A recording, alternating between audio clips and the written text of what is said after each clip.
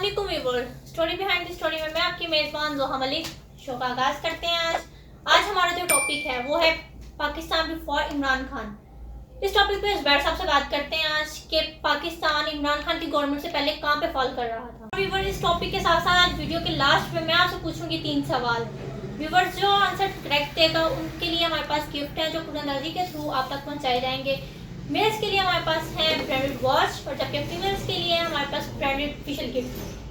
तो अपना जवाब हमें पहुंचाने के लिए आपकी स्क्रीन पर जो मेल नज़र आ रही है उस पर काइंडली अपना नेम और अपना सिटी नेम जो आपके साथ मेंशन करके हमें मेल कर दीजिएगा। Thank you. जी, तो अब हम बात करते हैं 2 पैरामीटर्स में। पाकिस्तान को देखते हैं इमरान खान से पहले।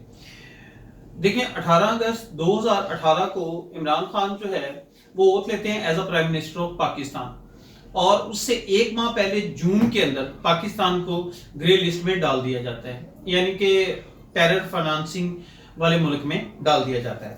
अब उसके बाद क्या होता है, सडन पुलवामा अटैक होता है, ठीक है। पाकिस्तान पे सो कॉल्ड एयर स्ट्राइक की जाती है और जब पाकिस्तान रिटेलिएशन की बात करता है, रिटेलिएट करने की बात करता है, तो पूरी दुनिया में कोई एक भी ऐसी आवाज नहीं जो पाकिस्तान के हक में सुनाई देती हो। उसके बाद क्या होता है कि पाकिस्तान को ऑलमोस्ट आइसोलेट कर दिया जाता है और ऑन द रिकॉर्ड चीजें हैं कि राजस्थान के अंदर, पाकिस्तान के बॉर्डर के साथ राजस्थान के ऊपर जो है वो इंडियन और इजराइल कमांडोज जो हैं वो भारत के साथ मिलकर पाकिस्तान पे अटैक करने के लिए तैयार बैठे थे। और जब पाकिस्तान ने रिटेलिएट करने की कोशिश की या ये कहा कि हम जवाब देंगे, तो उसके बाद क्या हुआ कि प्रेसिडेंट ट्रंप जो है वो फोन करते हैं और पाकिस्तान को ये धमकी देते हैं कि अगर आप रिटेलिएट करोगे तो हम इंडिया का खुल के साथ देंगे, तो आप ऐसा कुछ भी नहीं करोगे। अच्छा, असल मसला ये था कि ये पाकिस्तान को टेस्टर लगा के चेक कर रहे थे कि पाकिस्तान की डेटर्स जो है उसको हम देखें कि ये किस लेवल पे है। अच्छा, यानी कि अगर आप दूसरे लफ्जों में बात करें तो पाकिस्तान को पूरी तरह से हर तरफ से घेर लिया गया था। अच्छा, उन्हीं दिनों में न्यूयॉर्क टाइम्स में एक लूज न्यूज के नाम से आर्टिकल छपता है और उसमें कहा जाता है कि पाकिस्तान जो है, उसमें जो कहा जाता है मैं आपको बताता हूं, Pakistan remains a nuclear disaster waiting to happen. और फिर वही बकवास आगे मजीद की जाती है कि जी ये पाकिस्तान के न्यूक्स जो हैं उनको काबू कर लेना चाहिए क्योंकि ये नॉन स्टेट एक्टर्स के हाथों में अच्छा, सिक्योरिटी के इश्यूज पे बात हुई, ये बड़ी मैंने मुझसे बात की है, लेकिन अब आते हैं हम इकोनॉमी पे। देखें, वर्ल्ड बैंक और आईएमएफ ने 1944 के अंदर एक पैरामीटर सेट किया कि जो मुल्क इस पैरामीटर पे पूरा उतरेगा ठीक है, लेकिन जो मुल्क इन 3 शराइत में से किसी एक पे भी पूरा नहीं उतरता तो वो डिफॉल्टर हो जाएगा। नंबर 1 उसमें क्या था, बैलेंस ऑफ पेमेंट। अच्छा, बैलेंस ऑफ पेमेंट क्या है कि हमारी इनकम जो है और हमारा जो एक्सपेंडिचर्स हैं वो बराबर होने चाहिए, बैलेंस ऑफ पेमेंट, ठीक है। उसमें क्या था कि 2018 के अंदर हम 26 बिलियन डेफिसिट में जा रहे थे बैलेंस ऑन पेमेंट में, यानी नंबर 1 में हम डिफॉल्टर। अब नंबर 2 आ गया ट्रेड डेफिसिट, यानी कि तजारती खसारा। मैं मुझसे करता जाऊं, तजारती खसारा जिसे आप कहते हैं, यानी कि इंपोर्ट और एक्सपोर्ट, इसका आप अच्छा अगर बहुत ऊपर नहीं जा रहे तो एटलीस्ट आप बैलेंस में हो, ठीक है। लेकिन यहां पे क्या होता है, हम उसमें भी 38 बिलियन यूएस डॉलर जो है उसके डेफिसिट में जा रहे थे, 38 बिलियन यूएस डॉलर, हम इसमें भी defaulter. Number 3 debt crisis. Debt crisis में सर्कुलर डेट की बात करता हूं। सर्कुलर डेट क्या है, सिंपल लफ्जों में अगर देखा जाए कि एक कर्जा उतारने के लिए दोबारा से कर्जा लेना।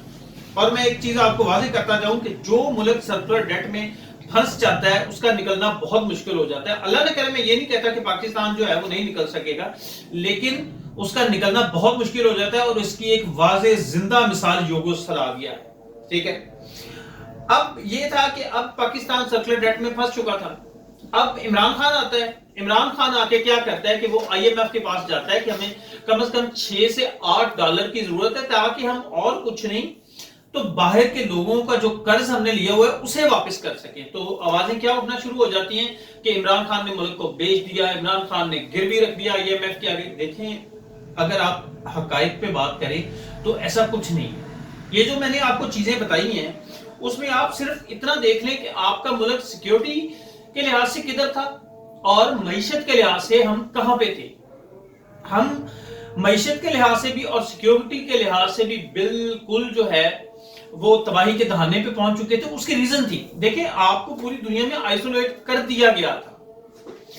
4 साल 5 साल तक जो है वो आपका एक वजीर खारजा ही जो है वो नहीं है, एक मशीर होता है और कुछ भी नहीं। अच्छा, अब भारत को आजादी हासिल है कि वो जाए जी, वो जाके पूरी दुनिया में बताए, पाकिस्तान के खिलाफ लॉबी हायर करे, लेकिन पाकिस्तान का कोई भी बंदा जो है, कोई नुमाइंदा जो है, खासकर पाकिस्तान गवर्नमेंट जो है उसके खिलाफ कोई एक्शन नहीं लेगी। वो के कलभूषण पकड़ा जाता है, इवन के कलभूषण के पूरे नेटवर्क को तोड़ दिया जाता है, लेकिन हमारे उस वक्त के वजीर आजम का मुझे एक बयान निकाल के देते कि जी हमने कोई बयान नहीं आया। तो ये सारी वजूहात थी। व्यूअर्स, अब चलते हैं अपने लास्ट सेगमेंट की तरफ। जैसे कि मैंने आपसे बात की थी सवालों की, अब वो सवाल मैं आपसे पूछने जा रही हूँ। मेरा पहला सवाल है आप लोगों से कि 27 फेब को पाकिस्तान एयरफोर्स ने जो इंडियन त्यारा गिराया था उसका नाम क्या है। और मेरा दूसरा सवाल ये है कि पाकिस्तान ने 27 फेब को कितने इंडियन पायलट्स को अरेस्ट किया था। और क्वेश्चन नंबर 3 लास्ट मेरा क्वेश्चन है कि दुनिया की बेहतरीन मिसाइल्स टेक्नोलॉजी किस मुल्क में है।